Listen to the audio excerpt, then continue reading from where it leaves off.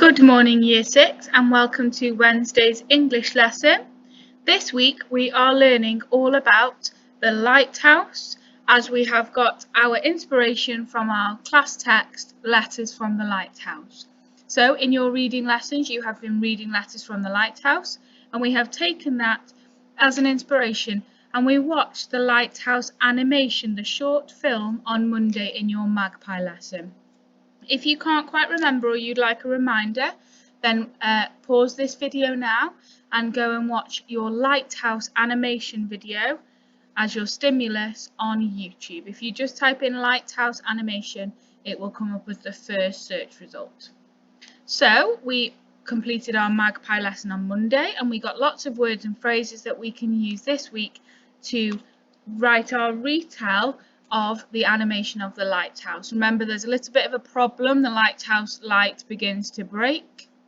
The very worried lighthouse keeper goes up and tries to fix it, however he can't, and then a ship is in great peril, in great danger, heading towards the rocks.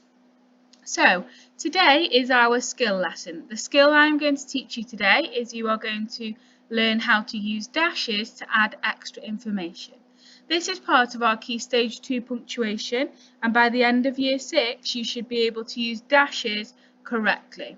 We can use one dash alone to add an extra thought to the end of a sentence, or we can use a pair of dashes, just a little bit like we might use a pair of commas for a relative clause. So I'm going to show you how to use them correctly. First of all, before we begin, I want you to pause the video, read through these three sentences here. Do you think each sentence is a waggle, what a good one looks like, or a wabble, what a bad one looks like? Have a think about why you've chosen each one. Okay, so hopefully you had a little think and paused the video. Let's read the first one and decide whether we think it's a waggle or a wabble. The hard-working lighthouse keeper, who was a man, sat in the darkness. We thought that this sentence was a bad way to use dashes. Who was a man doesn't really add any extra information for your reader. It's not a very interesting bit of information to add. So you could show this through different ways to your reader. So you might describe his beard or something about his person, describe him as a character, rather than using it here with dashes. We don't want bland sentences like who was a man. Let's have a look at the second one and decide whether we think this is a waggle or a wabble. The hard-working lighthouse keeper, who was recording the tide times, sat in the darkness. I thought this one was a good example of how to use dashes to add extra information. Who was recording the tide times gives me an image in my head that he is probably writing something down. It also fits with the character of a lighthouse keeper, and a hard-working one at that. So he was writing down the tide times, and this is also something that would happen for a lighthouse keeper. This would be part of their daily routine. So it adds cohesion for your reader. It makes sense. The third one, the hard-working lighthouse keeper who wore a cap sat in the darkness.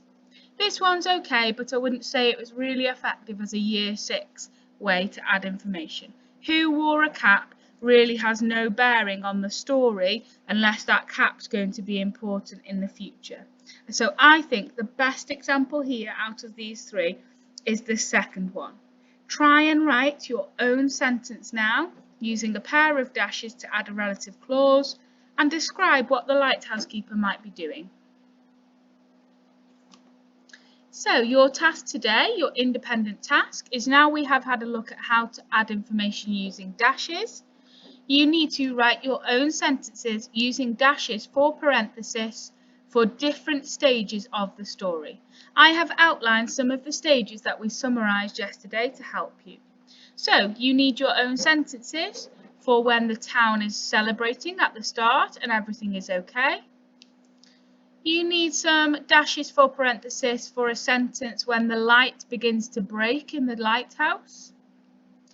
You need some for the section where the ship is suddenly seen and they realise that the crew must be in danger because the lighthouse hasn't got its light. You need some for the section where the lighthouse keeper tries to fix the light. And finally, when the men and the village people come up the hill to help with their beautiful shining lanterns. So in your books today, you should have at least 2 sentences for each of these sections. So 2 times 5, that means you will have a minimum of 5 sentences in which you try out using dashes. So remember, we can use a dash for an afterthought at the end of a sentence, and we've done that in class. Or we could use it as I did here for parentheses instead of a pair of commas. Remember to send your work to your teacher. We can't wait to read your writing.